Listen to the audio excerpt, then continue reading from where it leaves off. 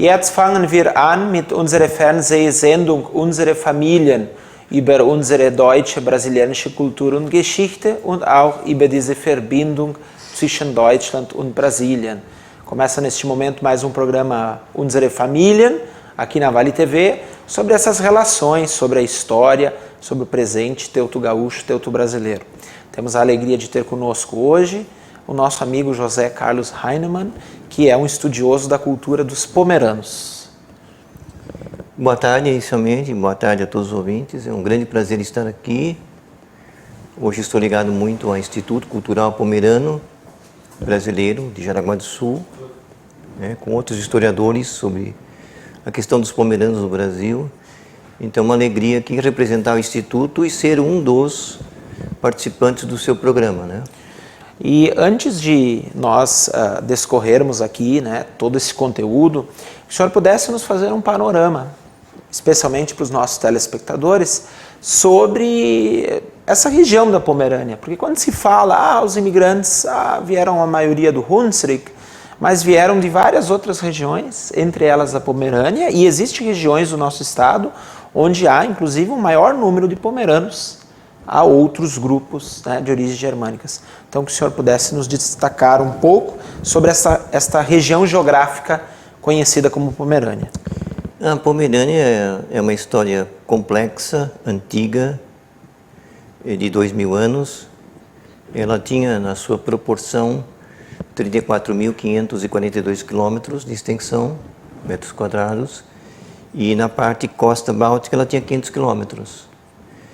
Com a Segunda Guerra Mundial, ela perdeu 2/3 de sua terra para a Polônia, então hoje é polonesa, e 1/3 para os aliados, que entregaram em dia 1º de novembro de 1989 toda essa região para a Alemanha de novo. E a Alemanha, então, criou o chamado novo estado Mecklenburg-Vorpommern, a qual faz parte 1/3 da Pomerânia. Então, a Pomerânia não existe mais.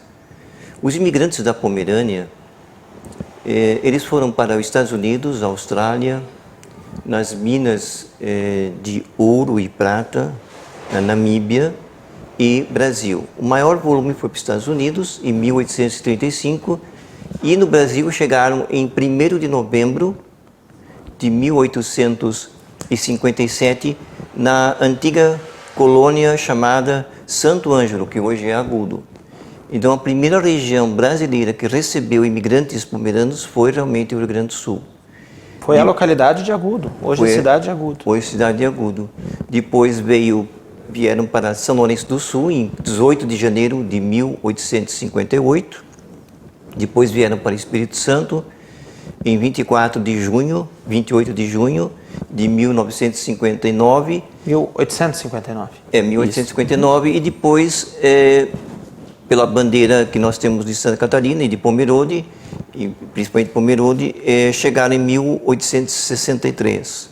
Mas essa data ainda os historiadores estão revendo, Porque os Hackbart já estavam entre Pomerode e Rio do Cerro, que hoje é Jaraguá do Sul, já antes de 1863, e eles eram descendentes de pomeranos. Até um deles casou com a Emilie, da Porcelana Schmidt, e vieram morar em Morro Redondo, da qual é a origem o seu Eugênio Hackbart, o homem do tempo do Rio Grande do Sul, onde seu filho hoje é piloto da Lufthansa, Então, a origem dos Hackbart realmente no sul se dá conta entre Pomerode e Jaraguá do Sul. Esses imigrantes, como o senhor bem destacou aqui as datas nas quais eles vieram, mas se o senhor pudesse também reforçar, além dessas localidades que o senhor nos traz aqui, outras localidades para onde esses imigrantes foram, Por exemplo, nos arredores de São Lourenço, nos arredores de Pomerode, em outras regiões. Como a terra ficou diminuta por causa dos filhos, os filhos quiseram mais terras, a terra estava ficando pequena, então os filhos começaram a sair para Turuçu, Canguçu, e Dona Otília, São Paulo das Missões, e foram povoando essas regiões do interior do Rio Grande do Sul. Mais tarde, a turma que estava em São Paulo das Missões e Dona Otília, ela seguiu para o Paraná, para Nova Santa Rosa, em 1950, e também para a região de Marechal Cândido Rondon e a cidade gaúcha. Então lá tem hoje 3.500 descendentes de pomeranos. Então a gente pode dizer, a turma do Paraná é a terceira migração interna dos pomeranos no Brasil. Do Espírito Santo, a primeira leva foi para Santa Leopoldina e se espalharam para as terras quentes, Laranja da Terra, Lagoa. Depois foram para o norte do Espírito Santo, Vila Pavão. Em 1960 eles saíram para a região do Paraná, na região de Café, da qual eles estavam acostumados, mas não se deram muito certo. Voltaram para o Espírito Santo e de lá foram em 1970 para a região de Rondônia, né? Espigão do Oeste. Então hoje está espalhado em todos os lugares. Não se tem um número exato estimado dos descendentes pomeranos no Brasil, mas calculo eu que 450 mil pessoas, né? E Santa Catarina começaram no Vale Itajaí, Blumenau, que era uma região muito grande, e depois foram para Pomerode Fundo, e depois eles foram para vários lugares em Santa Catarina. Mas o maior reduto é ainda hoje Rio Cerro, Jaraguá do Sul, mas primeiro lugar Pomerode, né? E aqui, por exemplo, na região de Pelotas, São Lourenço, Arroio do Padre, Canguçu... Sim, eles foram para de São Lourenço do Sul, foram para Arroio do Padre, foram para Pelotas, né? Tem muitos imigrantes que estão enterrados ainda em Pelotas, no distrito de Pelotas hoje, mas que são remanescentes de imigrantes que vieram para São Lourenço do Sul especificamente, né? Vieram 88 famílias, depois se espalharam, porque a terra ficou pequena, né? Então, cada vez mais a terra diminuta não dava para sustentar toda a família. Então, eles saíram e foram para outras regiões, né? Esses grupos também acompanham outras migrações que aconteceram, né? Sim, tanto sim. germânicas, como o senhor disse, essas migrações internas aí para Santa Catarina, Paraná, né? E para outras regiões aí Brasil afora. Sim, sim. Como que é hoje realizar esta pesquisa sobre história, sobre genealogia, sobre migração, exclusivamente sobre os pomeranos? No meu caso, eu procuro sempre pequenas cidades hoje que são polonesas, que eram pomeranas, e onde tem resquícios ainda que as duas guerras mundiais não destruíram. Então, é uma fonte ainda de pesquisa, de vasculhar. Existe. Manuscritos existe. Nós temos agora uma coisa maravilhosa aqui de uma família, a família Jenrich e Hintz, que nós descobrimos agora há pouco tempo atrás um caderno que a vovó Berta Hintz Jenrich escreveu há séculos passados. Esse caderno foi encontrado, está em Santa Catarina com a família da Elizabeth Ulrich. Ela está tirando xerox para nós e nos entregando. E é fabuloso, porque é a história contada dessa família e da região que eles viveram na Pomerânia, em Zidov, junto ao Mar Báltico, no município de Chlave, e também quando eles vieram para o Porto de Santos e deslocaram para as regiões de café, que eles não gostaram, porque as terras não foram dadas, eles foram como escravos trabalhar nas lavouras de café, dos barões de café de São Paulo. Não gostando, eles embarcaram então para o Vale Itajaí. E ela tem toda a Tudo isso história. descrito. Tudo escrito. Então, eu vejo assim que nós, pesquisadores, precisamos correr atrás desse fato material, porque o grande material, as guerras mundiais destruíram. E outra coisa que nós temos um grande prejuízo no Brasil. Quando os imigrantes pomeranos vieram, a primeira geração, que era da Pomerânia, eles tinham um costume que quando o patriarca morresse, ou a matriarca, todos os pertences dele, Gesangbuch von Pomer, né? O livro de orações, certidão de casamento, de batismo, de confirmação, todos os objetos dele, os pentes de chifre de osso de animal que elas fizeram, compraram para o casamento, tudo foi enterrado junto com eles. Hoje é muito difícil de achar, porque a primeira geração, ela quando morreu, ela levou junto no túmulo os seus pertences. Isso é uma tradição pomerana. Poucos sabem disso aí, né? É tão diferente dos outros grupos germânicos que vieram, porque muitos a gente ainda encontra dos imigrantes. Mas o Gesangbuch, eu acho que no país tem, por enquanto, em 3 lugares. No Museu de Santa Maria de Itibá, em Lagoa, também, Museu Pomerano, de 41 anos, fez 41 anos este ano, de fundação, e no Instituto Cultural Pomerano Brasileiro. Então, em 3 lugares existe este Gesangbuch von Pommern. Não conheço outro lugar que tenha isso, isso é raro. Perdão, tem aqui também no Visconde de São Leopoldo, né? E esses documentos, o que se encontra, eu acredito que é difícil também traduzir e identificar, porque muita coisa é no alemão antigo. Sim, no gótico, na letra gótica antiga, e às vezes a letra gótica, porque as pessoas da colônia que sabiam escrever e que escreveram, eles tinham grandes dificuldades eles não tinham uma mão, uma pele, era dedos calejados de tanto trabalhar na terra. Então, a letra deles também era difícil, às vezes, de analisar e de entender, né? Tinha um pouco hábito de escrita também. Sim, tinha um pouco hábito de escrita. Como diz a Paula Gabi de Birubá, que morreu com 98 anos.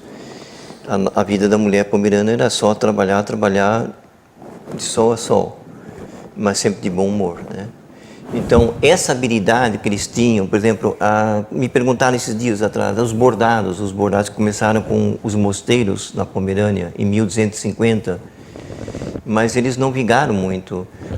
Os bordados pomeranos, das mulheres pomeranas, que voltou na Guerra dos 30 Anos a serem feitos em alguns mosteiros e colocados à disposição para as mulheres pomeranas, elas fizeram pontos muito simples, porque os dedos eram calejados de tanto trabalhar na terra. Então, elas não tinham essa mão fina, macia, para bordados pontuais, né? Bordados assim, delicados. Então, eram bordados mais assim, grosseiramente, feito em saco de estopa, ou em panos mais grossos, mas elas não tinham habilidade. Elas fizeram, sim, muitas, fizeram meias de lã para soldados prussianos, porque na tradição pomerana, a mulher solteira, que nunca casou, ela vai morar na casa do irmão. E ela é, como as outras mulheres da família, a responsável por todos os trabalhos. Mas ela, alguns dias, ela é dispensada para ela poder fazer aquilo que ela gosta. Então, ela fiava e também fazia meias de lã para soldados prussianos. E o dinheiro que ela auferia era, então, dado a ela e ela podia ficar e gastar como ela quisesse. E também, se as mulheres fizessem frutas cristalizadas, como houve em Neustedt, e a turma de Neustedt, que veio para São Lourenço do Sul, ainda tem essa tradição, é a única tradição no Brasil que tem. Essas mulheres, além de fazer as frutas cristalizadas à noite, elas também faziam, então, essas meias de lã para os soldados prussianos e também para toda a família, né? Lembrando que a Pomerânia era uma região fronteiriça, então seguidamente estava no meio ali de conflitos entre o mundo germânico. Houve muitas guerras. O pomerano sempre teve medo de 3 coisas: as guerras, a peste e a situação de miséria. O pomerano não gosta muito de falar sobre a situação da Pomerânia, porque ele representava a classe camponesa a mais baixa de toda a Europa. Então, era uma situação muito complicada dizer para os filhos a classe social que eles pertenciam, né? Então, é muito complicado isso. Então, o pomerano nunca falou para os seus descendentes a sua situação real dentro da sociedade. Então ele não quis falar. E muitos hoje brasileiros não sabem, pomeranos descendentes brasileiros não sabem a real situação de miséria que muitas famílias passaram. Eles mal escreveram ou deixaram escrito. Ou também nós temos que saber que a maioria também era analfabeto, né? Quem mandava nas terras a qual eles trabalhavam nos grandes latifundiários. Os comerciantes que se enriqueceram pela Liga Hanseática de 1250, que começou em Lübeck e passou para os portos principais da Pomerânia, Wolgast, Wollin, Stettin, né? Então, incrementou. Então, eles podiam pegar madeira, carvalho na mata, eles exportavam então para Dinamarca e também Danzig, antiga Polônia, porto polonês, hoje Gdansk, né? Então eles vendiam pele de animais, mel, âmbar, que era muito cobiçado desde o Império Romano. Já houve caravanas para ir na Pomerânia, em 320, para trás de âmbar. Também príncipes russos vieram para a Pomerânia atrás de âmbar. Piratas dos vikings da Dinamarca também vieram atrás de âmbar. Então eles exportaram, além da madeira, o mel, a cera de abelha, o âmbar, que era uma resina de fóssil, não era mineral. A Pomerânia é muito fraca em minerais. Só existe em Togerlau. Eu estive nessa cidade de Turfas e eles exportavam também queijos, manteiga azeda e linguiças. Mas lembrando também, né, Heinemann, que mesmo toda essa rede, essa relação da Liga Hanseática, quem enriquecia com essas vendas, em geral, eram os comerciantes.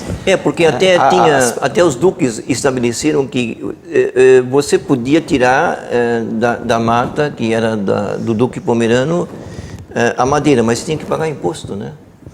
Sim, o senhor feudal, ele era dono Sim. de tudo que se produzia praticamente, né? Da ave que era caçada, do Sim. peixe que era, né, pescado, então...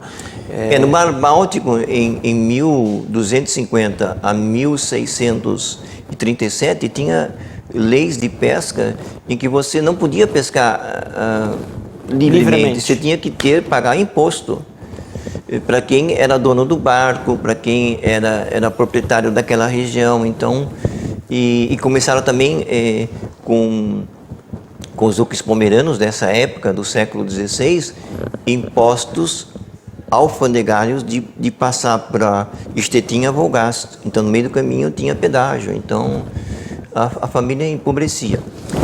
No século XV, se você tinha 3/3 do trigo colhido, 1/3 você tinha que dar de imposto para moer o trigo no moinho, que era do duque ou do latifundiário. Então, você receberia apenas 2/3. 1/3 tinha que deixar com pagamento para moer o trigo. E no meio do caminho ainda tinha que pagar pedágio. Então, você trazia para casa... Muito pouco. Muito pouco, né? E o pomerano não tinha a quem recorrer, né? Porque até o clero em Camin, uma grande extensão de terra, não era do duque pomerano, mas da igreja, e era do bispado em Camin. E havia ainda um diácono estabelecido pelo bispo de Camin que percorria toda a região diariamente para ver se todos estavam trabalhando e cobrando o dízimo da igreja. Então, eles não tinham como escapar, eles não tinham uma esperança para melhorar de vida. Eu vi agora num livro que o escritor alemão, pesquisador, diz assim: mesmo os que não nasceram já vão nascer como filhos, praticamente, ou agregados do próprio proprietário, né? Não terão chance de vencer na vida, né? Sim, isso também por isso que muitos, em vários momentos, emigraram, porque a única solução era a saída dali. Os últimos 50 anos na Pomerânia foram terríveis. Primeiro, a guerra de Napoleão Bonaparte na Pomerânia. Napoleão Bonaparte chegou com seu exército de 20 mil homens na Pomerânia no dia 6 de outubro de 1809.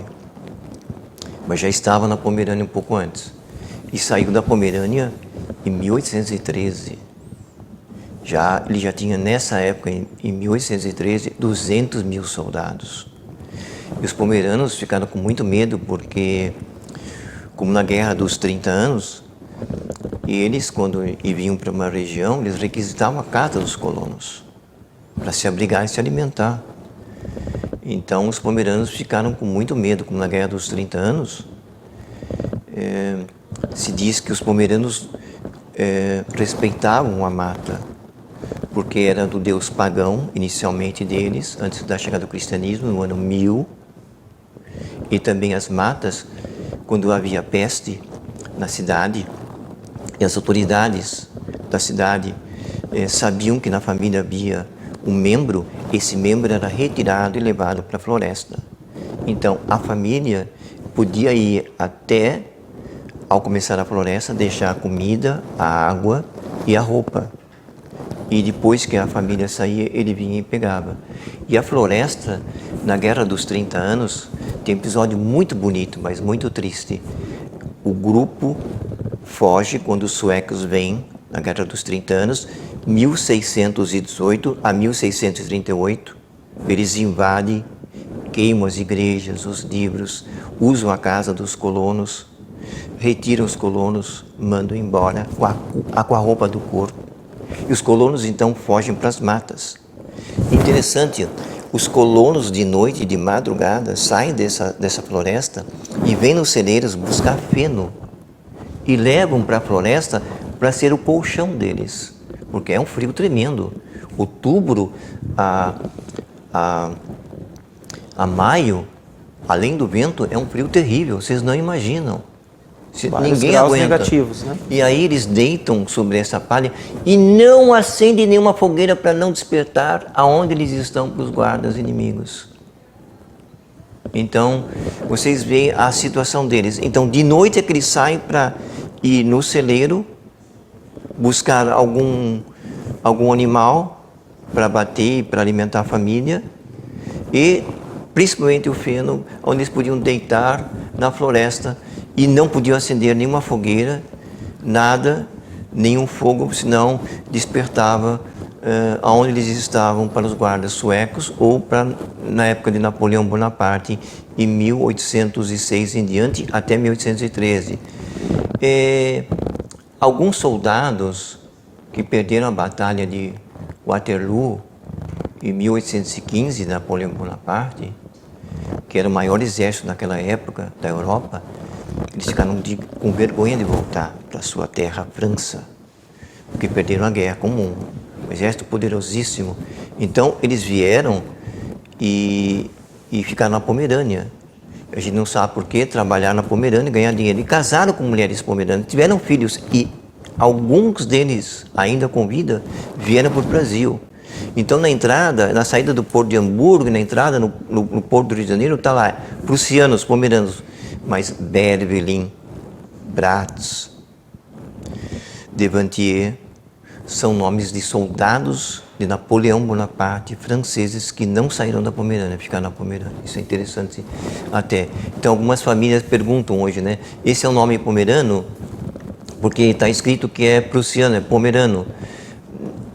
No fundo, os filhos são pomeranos, algumas mulheres também, mas esses são soldados franceses. A origem masculina é francesa. Francesa. Bem, José Carlos Heinemann, infelizmente o tempo é curto, né? Já está quase acabando, mas assim, gostaria que o senhor deixasse para nós uma consideração final sobre a importância de a gente pesquisar, né, e lembrar dessa história. Eu acho que o Instituto Cultural Pomerano Brasileiro está fazendo uma coisa belíssima hoje, reunindo os grandes e também convidando pesquisadores e linguistas de todo o país, do Brasil, e trazendo que essas pessoas tragam para esse contexto, esse instituto, as maiores obras literárias, mestrado, de doutorado, e dos livros que foram escritos sobre os pomeranos no Brasil. Então esse acervo está sendo completado, estruturado lá dentro desse Instituto de Jaraguá do Sul e vai ser uma referência nacional. E nós temos uma coisa belíssima já dentro do Instituto, todos os livros, apostilas e o arquivo de genealogia de todos os pomeranos do Brasil, de todas as 3 regiões, Espírito Santo, Santa Catarina e Rio Grande do Sul. Então isso já, para mim, já é uma coisa belíssima, porque nós conseguimos reunir com o Sr. Van der Weghe toda essa genealogia. Então, hoje no Brasil, quem quer pesquisar sobre a genealogia pode recorrer a esse instituto que tem tudo. Eu, particularmente, acho a genealogia um pouco fria, mas quando se une a história com a genealogia, meu Deus do céu, se agrada a crianças até os idosos de 80, 90 anos. Muito obrigado, em nome do Instituto Cultural Pomerano Brasileiro no Brasil, da qual faz parte, esse convite tão generoso de vocês. Muito obrigado, espero que... Teria muito mais coisa a dizer, mas espero que vocês tenham entendido um pouco a história, porque é uma história muito complexa, muito complicada, mas está sendo preservada de algum modo pelos próprios pomeranos, pelo Instituto Cultural Pomerano Brasileiro, pelos museus e por todos nós. Muito obrigado. Obrigado também por você vir aqui, né, dividir comigo, com os nossos telespectadores, todo o teu conhecimento e pela pesquisa também que você faz. Obrigado a todos que nos acompanham aqui na Vale TV, no canal 14 da NET. Continue nos acompanhando, não só pela TV, como também pela internet, no YouTube e no Facebook.